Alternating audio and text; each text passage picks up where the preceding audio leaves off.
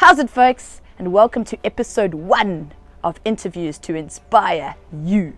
My name is Anthea. I'm the owner of a company called App City and My Midlands App. And today I'm going to be interviewing a phenomenal woman called Nikki Sinclair. Nikki Sinclair used to own the Marriage Meander, which she has recently sold to start a new business and follow her heart's longing at the same time. So Much More is a company that aims to teach us to be more financially literate and savvy. This is done in small groups and bigger workshops. Get in touch with Nikki Sinclair if you're going to need some help in that area. And all the best with the rest. How's it and what is your name? I'm Nikki Sinclair. And what is your business called? I'm from a company called So Much More. And in terms of business, what have been your biggest challenges and sacrifices that you've had to make? Sure, Anthea, I think that's a tough one. I've been through a number of different businesses, and I guess there have been multiple challenges and sacrifices that you make.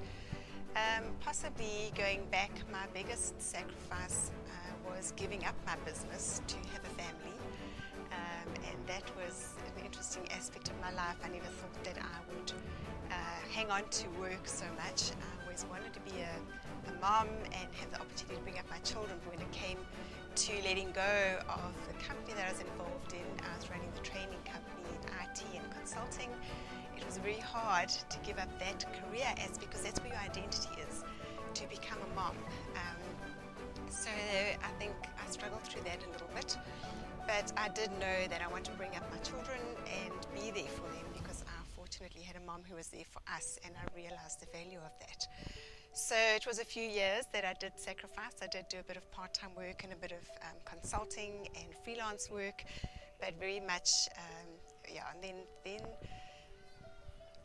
going on from there, I think the next challenge was then getting back into the corporate environment after you've been a family person. And I think as moms, we have to juggle these balls all the time and be prepared and be adaptable.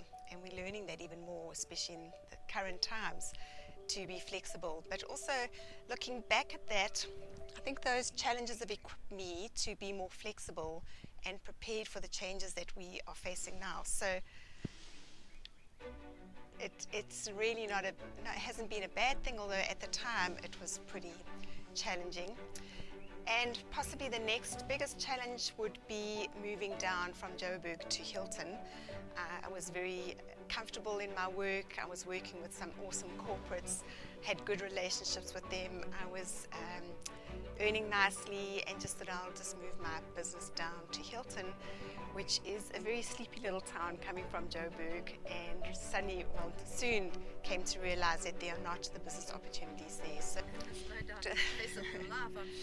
it was a bit of a 180-degree turn to realize that it wasn't very feasible to run an IT training consulting company down here. It was also a lot of changes in the industry at the time. And so it was a huge challenge for me then to grab an opportunity that came my way and get into marketing. And I started the Marriage Meander down here based on a concept that was up in Joburg. I ran that for 12 years, and although it was a challenge and I had to make some sacrifices in terms of spending time with my family to get it going, it was phenomenal. It really just gave me an opportunity to meet the most amazing people, get to know the area, the Midlands, Maritzburg, Durban, Natal actually, and meet some of the most incredible, inspiring people in the wedding industry. So again, although it was a big challenge and sacrifice, it ended up being such a blessing, and I had 12 amazing years in that business. So I faced another challenge, starting another business now, just realizing that sometimes when there's something on your heart, it's not always a good idea just to stay stuck in a rut, and we need to be pushed out of our comfort zone sometimes. So my next biggest challenge came last year when I sold my company, which was really my passion and my heart and my love, and sold a Marriage Meander, and I started a new company just based on some other things that had come up in my life. Found any particular challenges that you haven't faced before in it? Every day, new challenges, new hurdles to overcome. But that's what is exciting, and that's what keeps you going, I think. 100%, and a bit character building as well. Yeah, I think I've built my character. I think now it's just smoothing off the rough edges. I think that's what life is about, is continually growing and learning and developing, and we just never really arrive. So it's also making the most of those challenges and not getting stuck in that and not letting them pull you down. Yeah, so the hugest change by far has been losing my husband, because he was so much more than just my partner and my spouse. He was my mentor, my best friend, my soulmate. We did so much together, and he was my biggest support in everything that I did, in my businesses, in my changes. And so losing that, you lose so much more. We talked a little bit about identity. I think you also lose a bit of your identity. Did I find my identity in Miles's wife, and who she was? And I think looking back, a lot of what I did was because of his encouragement, and in a way, because he made it easier. He trusted in my abilities more than I trusted in my own abilities, and backed me in all of my challenges and things. So that was a massive change, but in the process of that, what I realized is that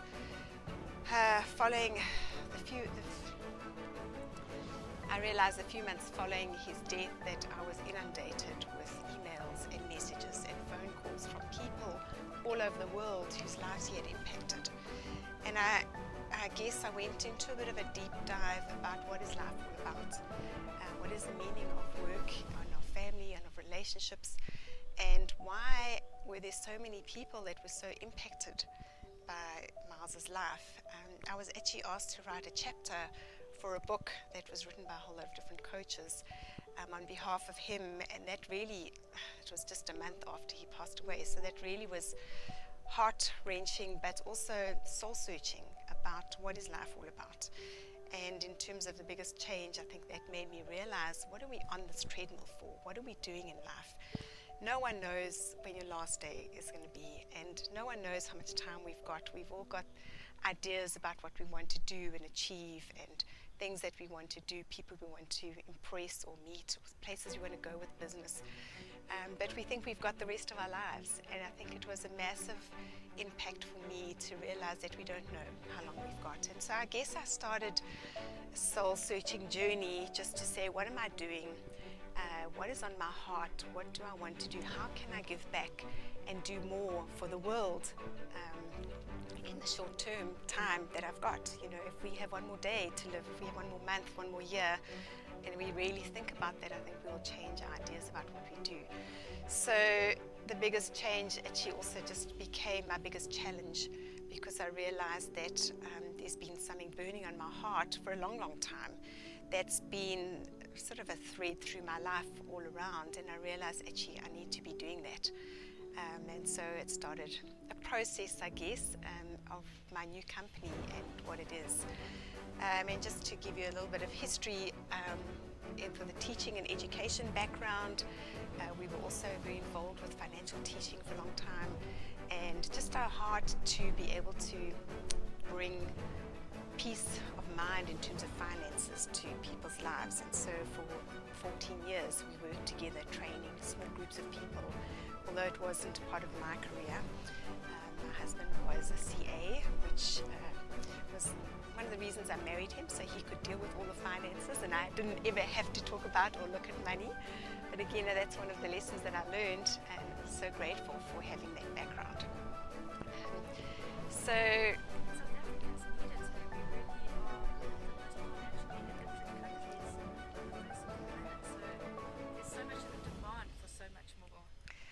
I think it's more than South Africa. I think it's people in general who don't plan for their finances. And just last year with COVID, my heart broke even more, because I just saw small business people, a lot of my clients. I saw a lot of young couples who had planned their wedding and their dreams were crushed. Businesses were lost. People were stressed out significantly because of finances. And I just sat here, right here one day, looking back and just being so grateful for the lessons that I had learned through my life, I am the most unfinancial person. I know nothing. I have no background in financial teaching. But I just realized that early on we put some small things in place. You know, we did a Tony Robbins course when we were like 6 months into our marriage. We spent our whole salaries and got up at 5 o'clock in the morning to go through this course, and that was kind of the first real big change, which actually made us realize that we're on this life journey together. We didn't want to be on a treadmill. We wanted to do more and achieve more. And so we put a few things in place to enable us to have a lifestyle that we wanted one day. I mean, that was when I was 25 years old. Then we made some small sacrifices in the beginning. I just remember one example was we belonged to the ski club at university, and all our mates were going to Tiffendale, our local little ski resort in South Africa. Phenomenal, wonderful snow, and they were making plans, and then we went to the launch of a complex and ended up deciding that we wanted to invest that 10,000 Rand into our first investment property rather than go on a ski trip. Very hard decision because they had a ball for that week or those 5 days. But that was something, the decision that we made earlier on when we made a small sacrifice that actually put us in a position where we could then, start our investing. So it's just little examples like that, little things that we floundered around and figured out and worked on, and small sacrifices. And down the line I realized how instrumental that's been in me being in a position now after losing my husband and not being financially stressed. And that I think is a massive gift to have, and I just realized I just want that for other people. When I hear about friends and single women especially, or young couples who are worrying about finances all the time, and I think so many of those things, seeing people in dire straits, seeing people lose houses and cars and have to sell pianos and items of furniture to survive something like a pandemic, just made me realize even more how unprepared people are, because it's things like that we're not taught at school. We just expect to find out. And I was fortunate to be married to someone who had a little bit more savvy, and we did flounder our way through it, but we made good decisions, and from that I've learned so much. We made mistakes. And I think I feel almost obligated to be able to share those lessons and those experiences so that people can actually have a life without stress. And there's small things that you can do and put into place. And just looking back, I realized it wasn't massive sacrifices. So it really began my search to look at how do I help people? How do I get people into a better position financially? What can I do to help them? And took the lessons that I've learned, took lessons from all the top financial gurus, and I've packaged it and made it understandable to the layman so that I can get a message out there to say, okay, this is how you do it, not what you're supposed to do or what your future could be, but very practically say, take these few steps if you want to be able to have a life that's stress-free of finances eventually, where you're able to give more and enjoy your life more and have more peace of mind. So that's really been my journey in the last year, putting content together and realizing how much I've learned, which I just took for granted in a way. And I would love to be able to share that with people. And I guess that's been my biggest change, a whole shift around someone, kind of marrying someone in order to, thinking I'm never going to have to pay an account or worry about money, leave it to him, to actually in a position now where I'm wanting to share that and to teach other people what I've learned on my journey. So Nikki, what kind of advice do you give people out there from your experience in life? In life or business, I think, again, who am I to give advice? I have taken so much advice from other people. Maybe there are 3 things I'd like to just suggest is that when someone tells you no, if it's in your heart, don't give up and don't believe them. When I moved down to the Midlands, I was told the business idea for the Marriage Meander will never work. So that made me actually go out there and make it work.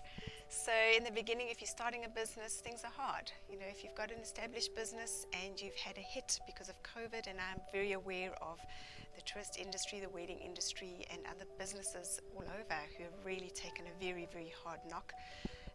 Just hang in there, keep going. If you are not sure where to go and how to do it, get help. You know, there are people out there that'll help, and believe in yourself. I don't think I can give one word of advice. I've just had so much input into my life that I'm grateful for, and there's a lot that I've learned along the way. I think also starting out a new business, I'm learning now, going back to basics, is just small steps. So advice I would give if you are trying to make progress is just one step at a time.